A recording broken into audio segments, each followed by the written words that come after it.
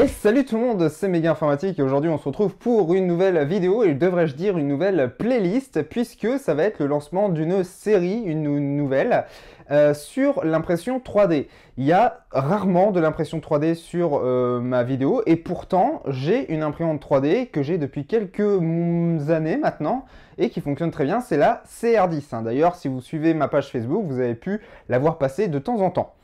Cette CR10, elle fonctionne très bien, mais elle avait besoin d'un petit peu d'amélioration. Donc j'ai décidé de lui faire refaire une petite beauté en achetant, entre autres, une carte Bigtree SKR 1.4 Turbo, un écran tactile, lui coller le Raspberry Pi en liaison série et lui envoyer le Wi-Fi. Et comme ça, on est nickel avec des nouveaux TMC des 2208, si je dis pas de bêtises. Voilà, on a quelque chose qui est beaucoup plus sympathique. Alors, cette série, elle va se décomposer en plusieurs étapes. On a tout d'abord cette vidéo-là qui va servir uniquement de présentation. Alors vous aimez pas, vous pouvez la skipper. Je vous mettrai dans la description et en fiche les liens pour aller directement sur les épisodes qui vous intéressent. Donc dans cette série, nous aurons au menu l'installation ou la mise à jour du firmware dans la carte Bigtree SKR 1.4 Turbo. Ça fonctionne avec la 1.4 normale et les autres versions, mais il y a une petite subtilité qu'il faudra faire, où il faudra faire attention au moment où vous allez créer le firmware, tout simplement. Je vous montrerai ça pendant la vidéo. Voilà. Ensuite, bien évidemment, nous mettrons à jour ou nous installerons le firmware sur l'écran TFT35. Celui-ci, c'est la version 2.0, mais ils fonctionnent tous à peu près du même principe. Tant que vous prenez le bon fichier de mise à jour avec la bonne version, ça fonctionne très bien. Voilà. Une fois que l'écran est à jour, je vais vous montrer bien évidemment comment personnaliser les icônes qu'il y a sur l'écran tactile, puisqu'on peut le personnaliser à fond, et c'est ça qui est excellent. Ensuite, je vous montrerai comment installer cet écran sur la carte, donc je vous montrerai les paramètres nécessaires dans Marlin, puisque j'installerai Marlin sur cette carte. Donc les paramètres nécessaires dans Marlin pour pouvoir activer cet écran et comment le brancher et où surtout. Ensuite, je vous montrerai comment installer Octoprint, Octopi sur un Raspberry Pi modèle 3B. J'ai que ça, j'ai pas le modèle 4, mais c'est la même chose, tout simplement.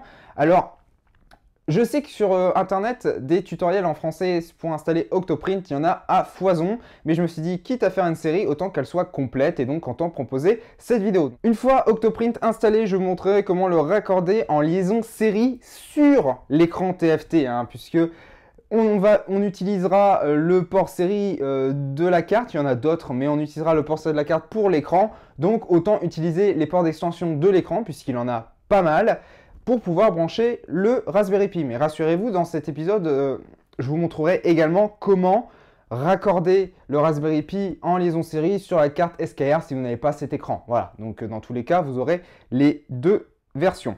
Et ensuite, je vous montrerai comment installer un NeoPixel. Alors des NeoPixels, c'est pareil, il y a des tutos, c'est pas bien compliqué. Donc paramétrer Marlin, c'est pareil, je vous montrerai comment paramétrer Marlin en même temps. Installer un NeoPixel, mais pas en 5 volts, en 12 volts. Voilà, donc il y a une petite particularité. On ne va pas installer un convertisseur élévateur de tension sur le rail 5 volts, puisque le NeoPixel a un pin 5 volts, mais on ne va pas installer un booster de tension, on ne va pas tirer trop de courant, on va faire autrement. Voilà.